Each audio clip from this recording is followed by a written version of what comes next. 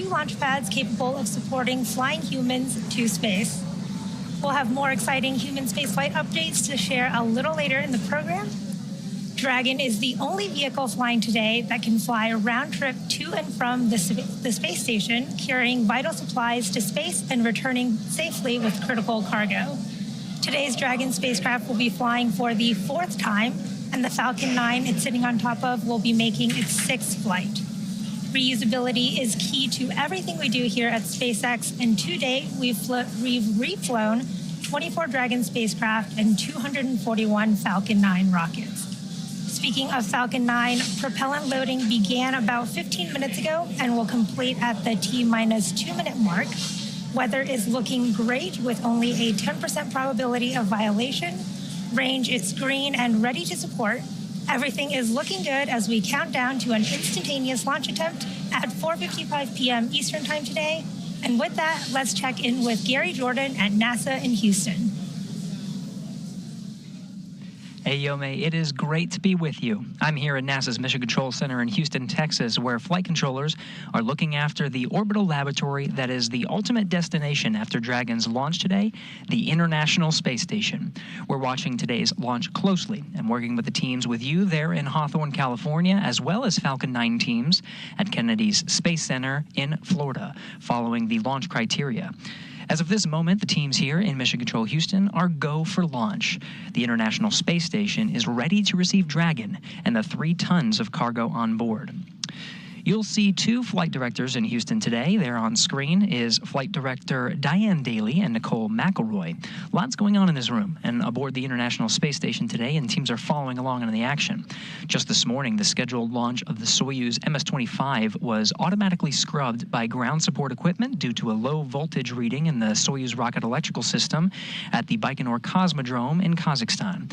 NASA astronaut Tracy Dyson, with her counterparts, Soyuz Commander Oleg Novinsky, and spaceflight participant Marina Vasilevskaya, have since safely egressed or exited the Soyuz spacecraft and left the launch pad, and are safely back at the Cosmonaut Hotel crew quarters as teams evaluate another launch attempt.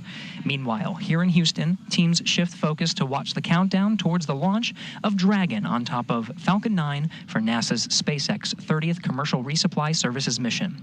To dive a little deeper into the vehicles of this launch, I'll turn it back over to Yome in Hawthorne. Yome. As we continue to count down, let's take a closer look at the vehicles that will be taking CRS-30 to the space station today. Sitting atop the Falcon 9, the Dragon spacecraft and its trunk stand over 26 feet tall. The nose cone opens shortly after launch to expose the forward bulkhead thrusters and docking mechanism that will connect with the station. Dragon is headed for the Zenith docking port on the station, which was just vacated by Crew 7, which came home last week. Dragon's trunk holds solar cells, which power Dragon while it's in free flight. The trunk can also carry unpressurized cargo, which it will be doing today. Dragon has 16 thrusters that can be used in space to help navigate the spacecraft to its destination, with each thruster providing about 90 pounds of force. The Dragon spacecraft has played a significant role in advancing our future in space by safely transporting crew and cargo to and from the space station. There are currently 4 Dragon spacecraft supporting human spaceflight missions that have docked to the station, and their names are Endeavour, Resilience, Endurance, and Freedom. There are an additional 3 Dragon spacecraft supporting cargo missions. Altogether, the reusable Dragon spacecraft fleet has completed 8 human spaceflight missions on behalf of NASA and has both visited the station and returned to Earth 41 times under NASA's Commercial Resupply and Commercial Crew programs. As always, Dragon will be delivered to orbit today by SpaceX's Falcon 9 rocket, which provides 1.7 million pounds of thrust on its first stage thanks to its 9 Merlin M1D engines. Today's booster last flew in January of this year for the Axiom 3 mission. Once the first and second stages separate, the Merlin engines are also used to help land the first stage back on Earth. The first stage today will be performing 3 burns as it makes its way back to Earth. First will be the boost back burn, where 3 of the M1D engines on the first stage will reignite to help flip that stage around to head back to the launch site.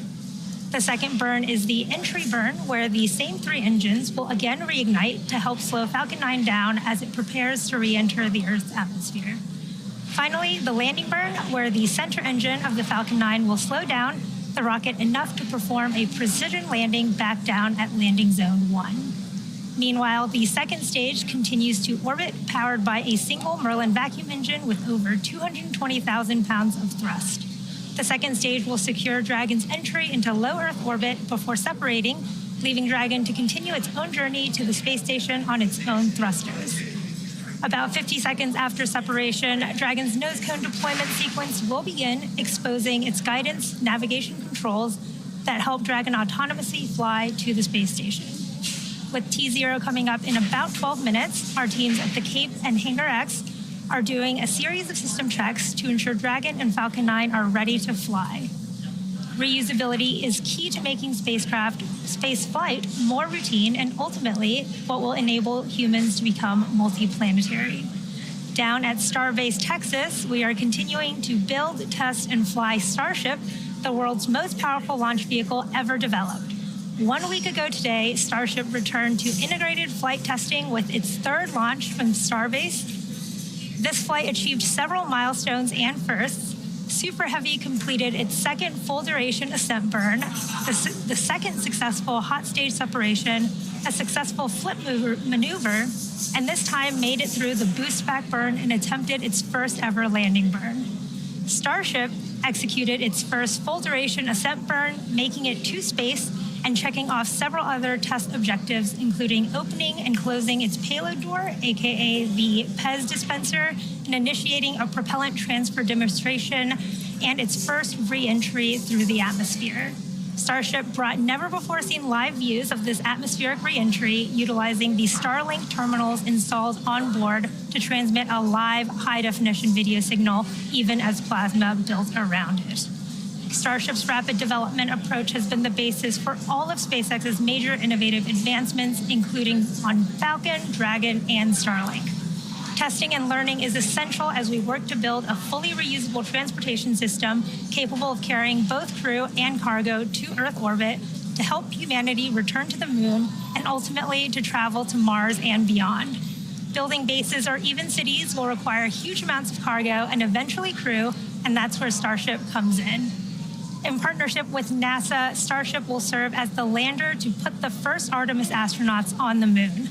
The vehicle will perform one uncrewed demonstration flight before the Artemis 3 mission, which will be the first human surface expedition since 1972.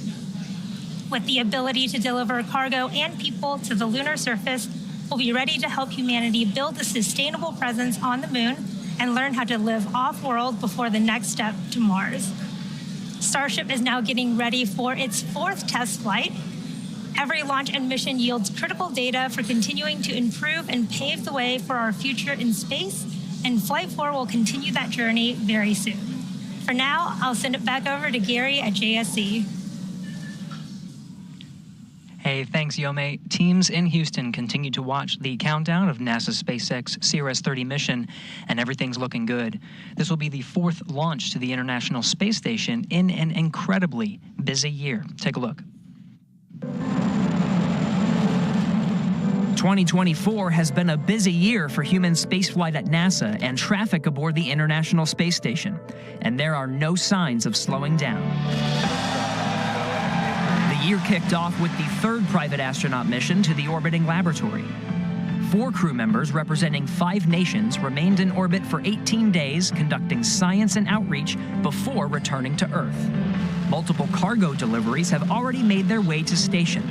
Northrop Grumman's Cygnus cargo spacecraft launched on the SpaceX Falcon 9 for the first time with 4 tons of supplies, and the Progress spacecraft launched from Kazakhstan with another 3 tons of supplies a few weeks later.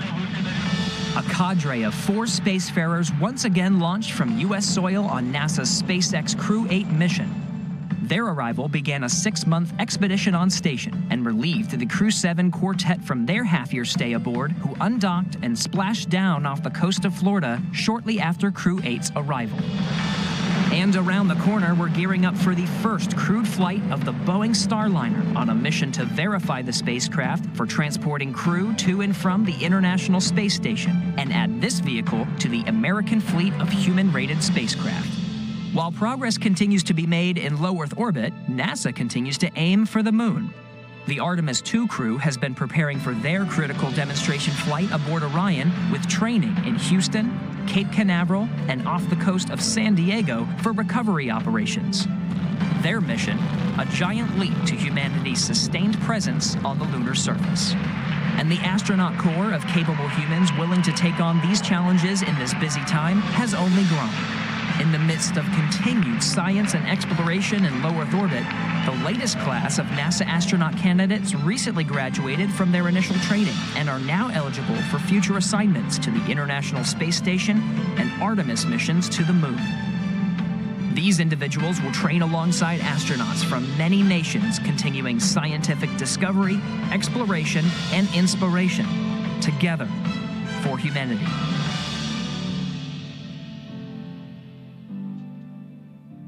Continuing scientific discovery is enabled by missions like today. Dragon's about to bring up 3 tons of cargo, much of which includes scientific hardware and samples. The microgravity environment of the space station not only allows for a unique perspective from which to observe physical and biological phenomenon, but it serves as a test bed for improving technologies and capabilities that can send us farther into the solar system and advance our lives right here on Earth. The science portfolio inside Dragon right now includes all of this, enabled by scientists and engineers who have been working for months, sometimes years, to prepare for this moment, a launch to the International Space Station. Here are some highlights of what's inside Dragon today.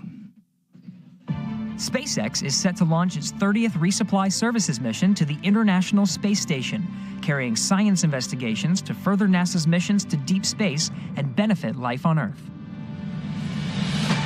A new set of sensors on Astro B robots will test technology to automate 3D sensing and mapping for future space missions. Researchers will observe photosynthesis in space to support the development of bioregenerative life support systems. A student-developed CubeSat will measure sea ice and wave height to enhance our understanding of climate change impacts. Researchers will test controlled nanoparticle arrangement using electric fields to help improve the efficiency of quantum dot synthesized solar cells. Discover more about all of the science making the journey to the orbiting lab at nasa.gov/ISS-science.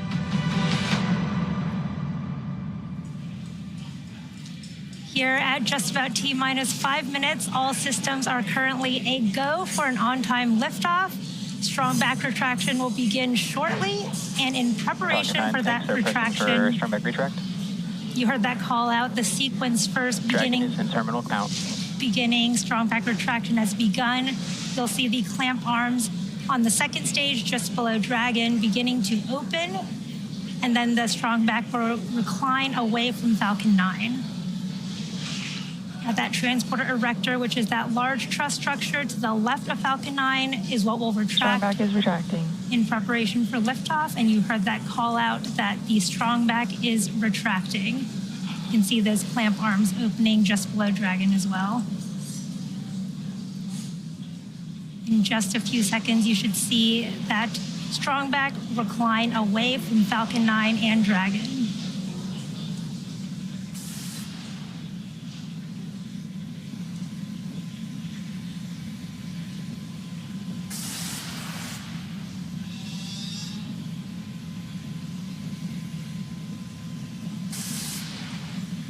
There you can see the strong back slowly leaning away from Falcon 9 and Dragon.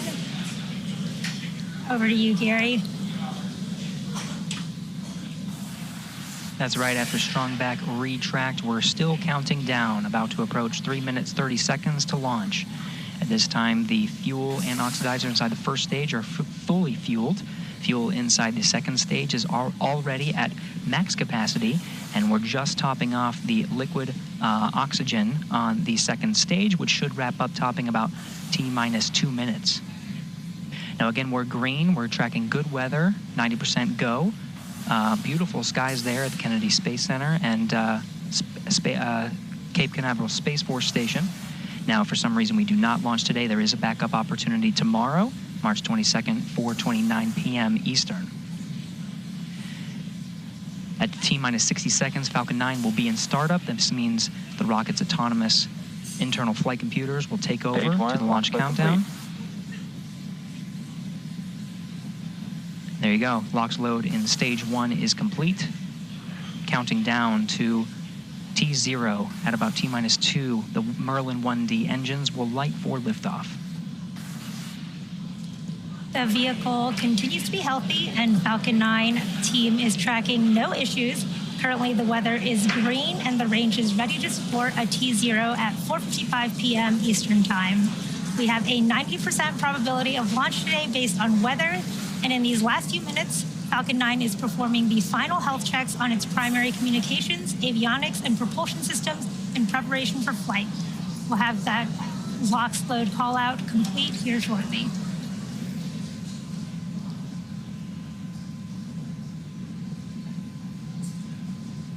Stage 2, LOX load complete.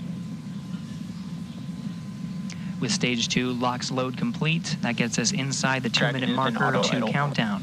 Checkouts on the second stage thrust vector control have passed. We'll get to engine gibbling and wiggle test on the first stage much closer before ignition. At the time of launch, the International Space Station will be flying 260 statute miles of the border of Mexico and Guatemala. Now, we are just about 20 seconds from T-1 minute where the Falcon 9 will be in startup and the onboard flight computers will take control of the countdown. Dragon will also transition to internal power at this time.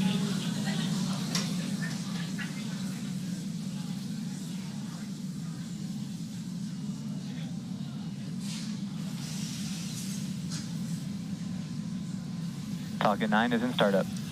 We are now in startup. Dragon is in countdown. And Dragon is in countdown. Range remains go for launch, waiting for that final go from the SpaceX launch director. SpaceX launch director, go for launch. You heard that call out. The launch director has given that final go. All systems are go for launch of Falcon 9 and the CRS-30 mission.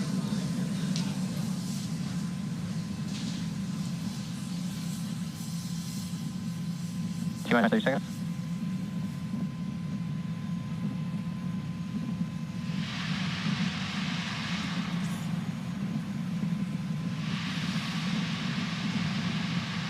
Seconds. Minus 10, 9, 8, 7, 6, 5, 4, 3, 2, 1. Ignition and liftoff at a Dragon return to Space Launch Complex 40.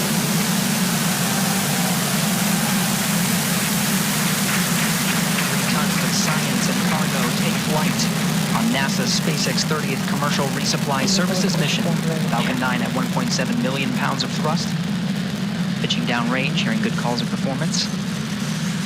Nominal trajectory as Falcon 9 and Dragon arc out to the northeast. Falcon 9 has successfully lifted off from Slick 40 at Cape Canaveral Space Force Station.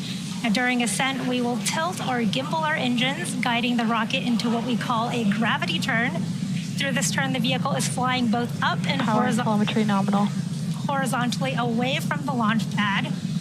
Now, this rocket typically needs to go about 17,500 miles per hour horizontally in order to make it to orbit and avoid being pulled back down to Earth. So moments ago, we did throttle the engines down in preparation for max Q, or maximum aerodynamic pressure, in just a couple seconds.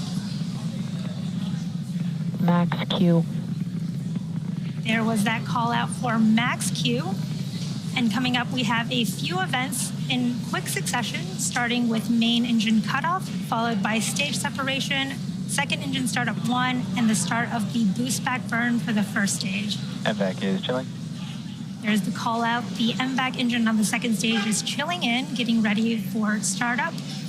Now, the first of these events is main engine cutoff, or MECO, where the 9 Merlin 1D engines on the first stage will shut down in preparation for stage separation, which is where stage 1 and 2 will separate from each other, with the first stage making its way back down to Earth and the second stage performing second engine start 1, which is where we ignite that single Merlin vacuum engine on board the second stage. Now, the boost back burn will then start on the first stage. This burn helps assist the vehicle flip back around and reorient itself back to land. MECO starting in just a couple seconds.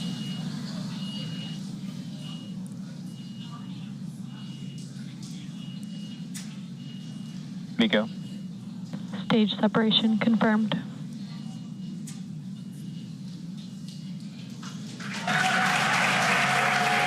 Stand by condition. Stage 1 boost back startup. There you heard and saw those events happening back to back. Awesome views of the first stage flipping back around as it performs its boost back burn. Again, we had main engine cutoff of the first stage separation, second engine start on the second stage, and that first stage doing the awesome flip as it starts its boost back burn. Now this burn is a little under a minute, so we have about 20 seconds left in this burn. And about 3 minutes after that, we will have 2 additional burns on the first stage to prepare to land back at landing zone 1 at Cape Canaveral. We are at T plus 3 minutes and 30 seconds here in today's mission. CRS-30 is SpaceX's... Stage 1 boost back shutdown. There's that confirmation for the boost back shutdown of Both the first stages, stage. nominal trajectory. And a nominal trajectory. As again, CRS-30 is SpaceX's 27th launch this year. And we are coming up on the entry burn of the first stage as well as second engine cutoff. On those live views of the first stage, you can see the attitude control system creating those beautiful puffs of white gas. And that's nitrogen from the cold gas thrusters of the attitude control system. And around T plus 6 minutes and 30 seconds, you should see on your screen the first stage's entry burn. And for the entry burn, we relight 3 of the M1D engines on the first stage, starting with the center engine 9, followed shortly by engines 1 and 5, which slows the vehicle down as it passes back into the Earth's atmosphere. We need to slow down to reduce re-entry forces, which helps us to recover and reuse the first stage.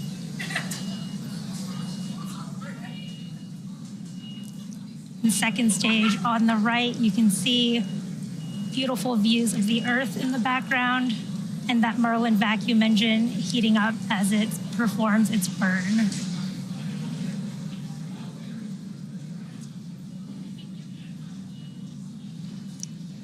Again, we are a little over a minute to the start of our first stage entry burn. You can see the first stage on those live views on your left with 2 of the 4 hypersonic grid fins deployed, helping steer that first stage down as it makes its way back home to Earth.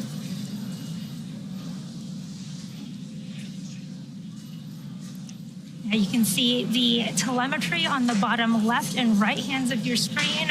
The right-hand side is the second stage carrying our Dragon capsule, and the left-hand side is the first stage. You can see the second stage speeding up as it is performing its burn, and the first stage is coming back down towards the Earth's atmosphere with the altitude decreasing. Really cool views from the attitude control system of the first stage.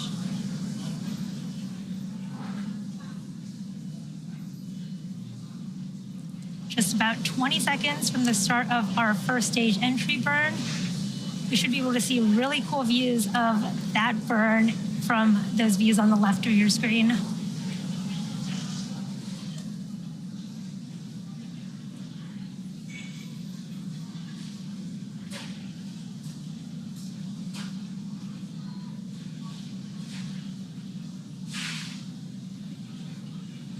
Stage 1 entry burn startup. There is the start of the stage 1 entry burn. And this is a 3-engine burn on the first stage of Falcon 9.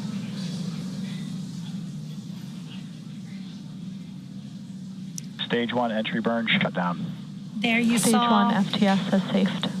really cool views of the end of the first stage entry burn and Both the flight stages, nominal trajectory. and the call outs for nominal trajectory and the flight termination system being saved. Now the first stage that is supporting today's mission has just performed this entry burn for the 6th time. Falcon 9 is the world's first orbital class reusable rocket, and this allows SpaceX to refly the most expensive parts of the rocket, which in turn drives Stage 1 transonic. down the cost of access to space. Now coming up, we have that landing burn starting in just a few moments.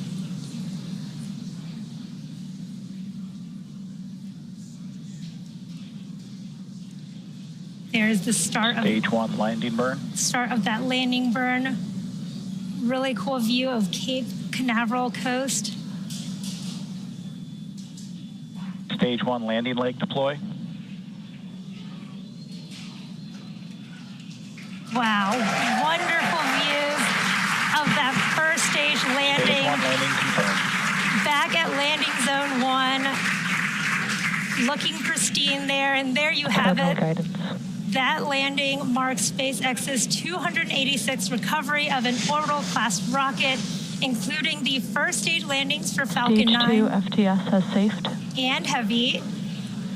You heard that call out that stage 2 FTS is safe, getting ready for second engine cutoff here in just under 10 seconds.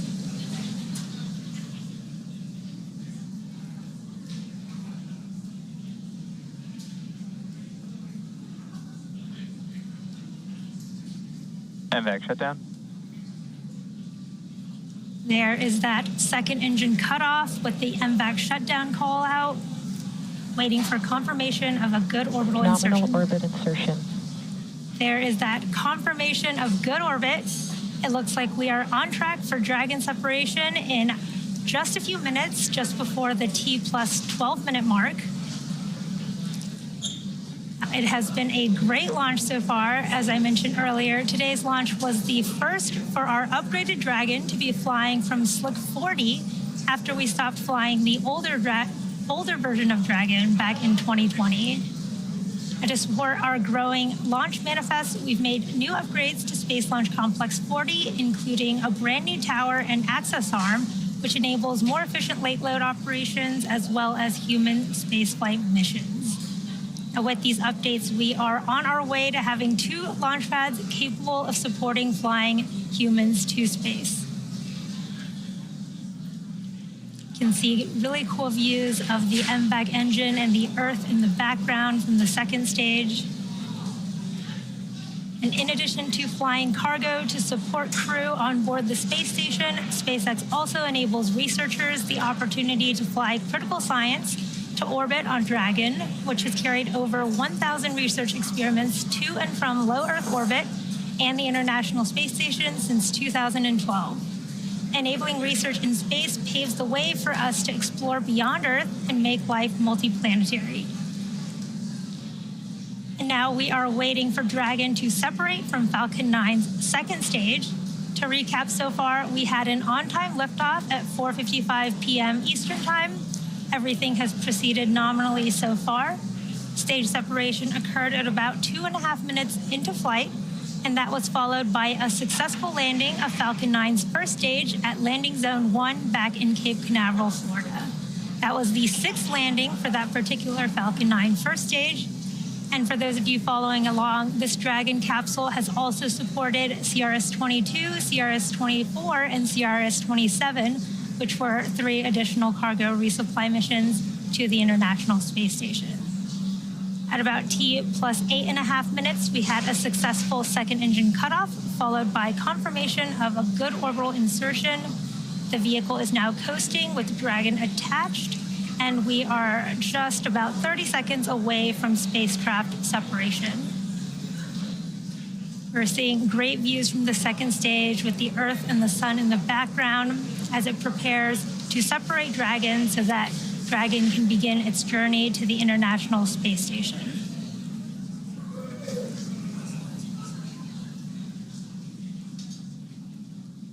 Just a few seconds from payload deployment.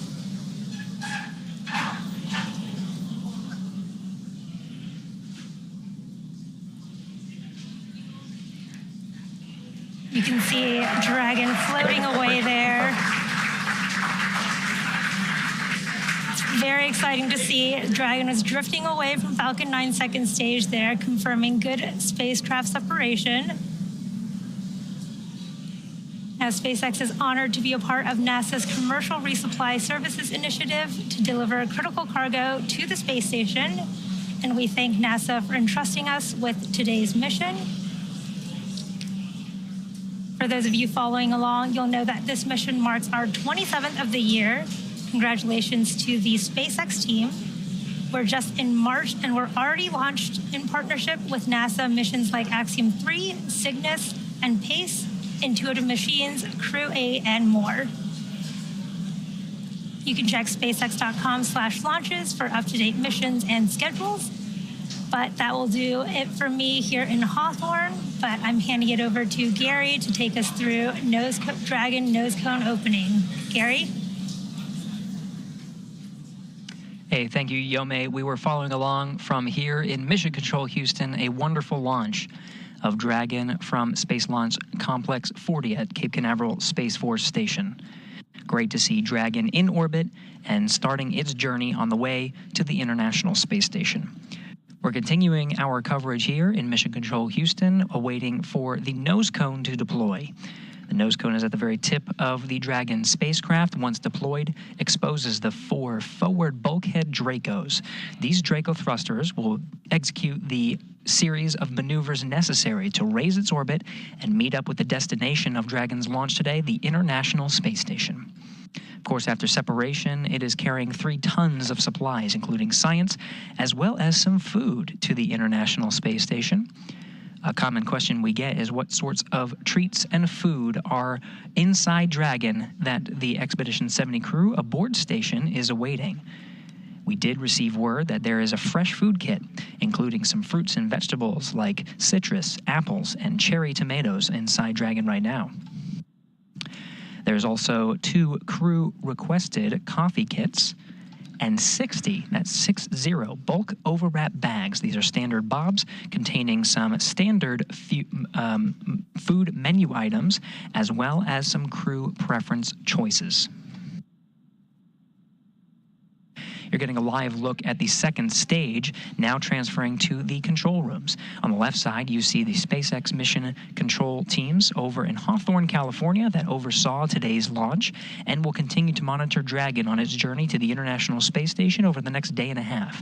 The teams you see there on the right are here with me in Mission Control Houston, the International Space Station flight control teams monitoring the orbiting complex, and of course the operations jointly with Hawthorne, the flight controllers there.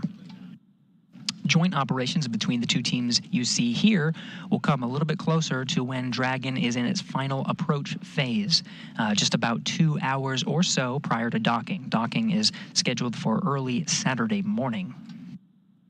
Teams here are waiting for the nose cone deploy of Dragon, and we're standing by and continuing our coverage. Now, a little bit about the coming days and what Dragon and the journey that Dragon will undergo. So now that we are past the spacecraft separation from the Falcon 9 and awaiting that nose cone deploy, we're in the activation and rendezvous phase of the mission. During this phase, Dragon is configured for on-orbit operations. The phase begins after separation that we just saw from the Falcon 9 and ends with the completion of the final co-elliptic burn. The initial orbit today is about 190 kilometers by 210 kilometers, those values representing the perigee and apogee of the orbit, or the lowest and highest points over the Earth. Not a perfect circle, more like a very slight ellipse. So over the next day and a half, Dragon will execute a series of burns which will gradually raise its orbit to align more closely with the station. There are 5 major burns where the Draco thrusters on Dragon will fire and bring the spacecraft close to the station before we begin the final approach maneuvers. Let's go ahead and review that now. First is the first major burn, the phase burn. This is performed at the first apogee or the highest point of the initial orbit and raises Dragon's perigee or the lowest point to a higher altitude. The next burn, which based on the orbital data that we're seeing, is the boost burn, which raises Dragon's orbit until it reaches an altitude just about 10 kilometers lower than the space station. This is followed soon after by the close co-elliptic burn to place Dragon on an orbit that's roughly co-elliptic with the space station. It means the crew, or the Dragon itself, will be about 10 kilometers lower than the station during the entire orbit around the Earth. The fourth maneuver is the transfer burn, where we're raising Dragon's apogee, or the highest point of its orbit, to just 2.5 kilometers below the station. Then we round everything out with what's called a final co-elliptic burn to once again maintain that orbit just beneath the station, but this time on a plane that is 2.5 kilometers below. We did get word that the nose cone is starting to deploy. This sequence takes just a couple of minutes until it's fully open, and again exposing the forward bulkhead Dracos that will execute the maneuvers you see here on your screen. The final co-elliptic burn you see there on the screen will lead us to the approach initiation. This is the final stages of Dragon's rendezvous with the space station and beginning integrated operations with the team here in Mission Control Houston and the teams over in Hawthorne, California. During the approach, the SpaceX flight controllers will work in tandem with the teams here to test out a number of systems and test communications between the spacecraft and the station with a system called C2V2, which stands for Common Communication for Visiting Vehicles. Sets up a data stream between the Dragon and the station. We'll see that maneuver on Saturday, early morning, bringing the approach initiation burn and bringing Dragon just below the International Space Station.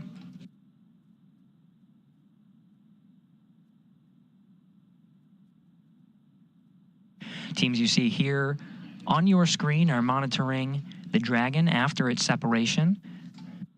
To begin the activation and rendezvous phase, we are opening the nose cone. We're about halfway through and tracking good progress. Once it is fully opened, they'll perform a series of checks to work on those forward bulkhead Draco engines. These are on the very tip of the Dragon spacecraft and will execute those burn maneuvers that we just went over.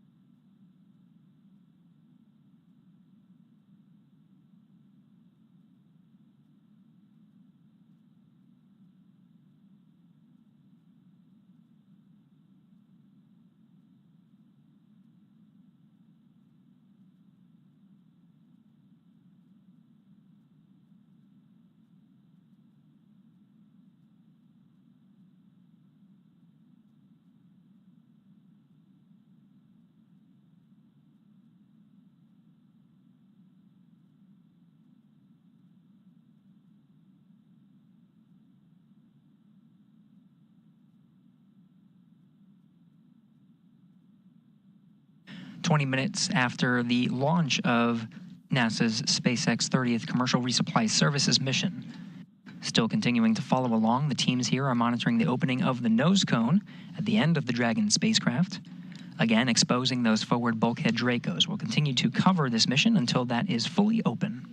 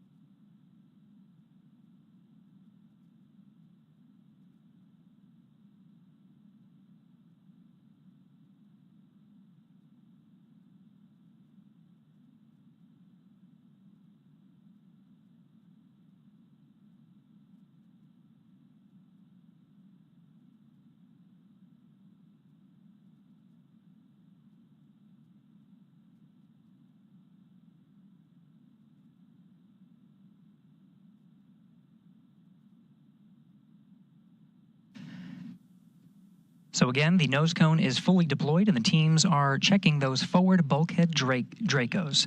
That'll begin the sequence in that activation and rendezvous phase to begin the series of 5 major burns to raise Dragon's orbit and get closer to the International Space Station.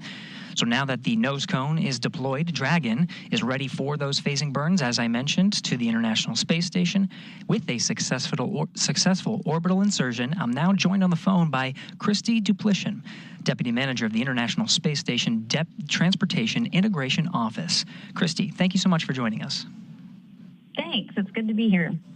Hey, Christy, you had the pleasure of being at the Kennedy Space Center for launch. What was going through your mind as you witnessed yet another cargo mission successfully launch into orbit?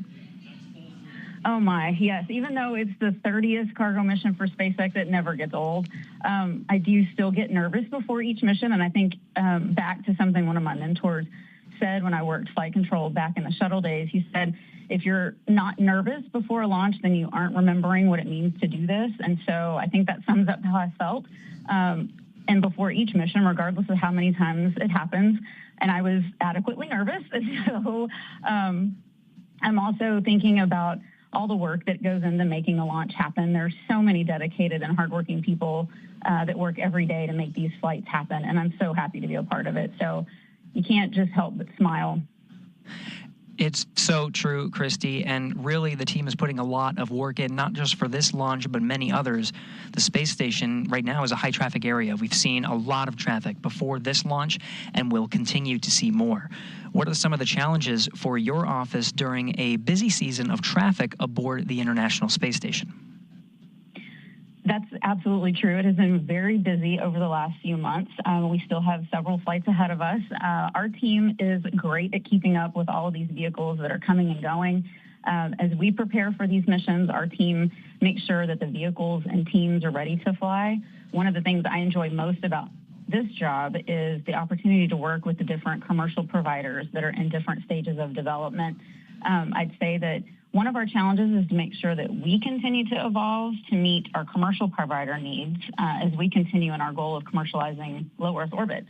We're here to support them and help them be successful. So it's a challenge and a privilege as we continue on these goals.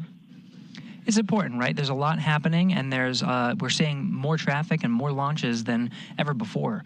Now, when considering the traffic, science is key, and Dragon has the important science objective to deliver science and also to station and also return that science back to Earth. How does the criticality of science fold into your office's planning? Yeah, that's a good question. Science is key. My office has the responsibility of providing the service to get all of the science and all the cargo, even the hardware that we need for different activities on orbit. We get it all there to station. And so we work closely with the Research and Integration Office to understand the needs of those research experiments and that each provider has for each of those missions. So, for example, that's whether there are any time constraints that the science has when we load it on the vehicle for launch, or if the experiment needs any special accommodations while it's in Dragon. We work with our science team to make sure we understand that and then communicate that to our vehicle provider. Then we look across missions to make sure that we have a flight lined up to be able to be ready to fly the science when it's ready to go. And then also we have to return some of the science. So we also make sure that we have a flight ready to bring that science home when it's ready. So we work very closely with them because we are providing the ride. A lot of work, and it's absolutely critical. Christy Duplishin, NASA Deputy Manager of the International Space Station Transportation Integration Office, thank you so much for your time. Thank you. Thanks for having me. So Dragon will begin the methodical approach to the station with phasing burns to, again, close the distance between the cargo spacecraft and the orbiting laboratory.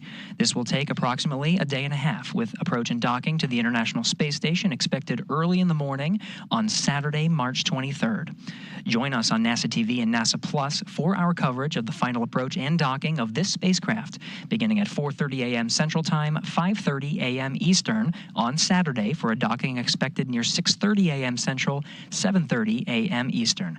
Visit nasa.gov for the latest updates on our coverage and expected docking time as we follow the operations through the next few days. Thank you for following our joint coverage of NASA's SpaceX 30th Commercial Resupply Services launch. That'll wrap it up for us here in Houston, as well as our colleagues in Hawthorne. Until next time, this is Mission Control Houston.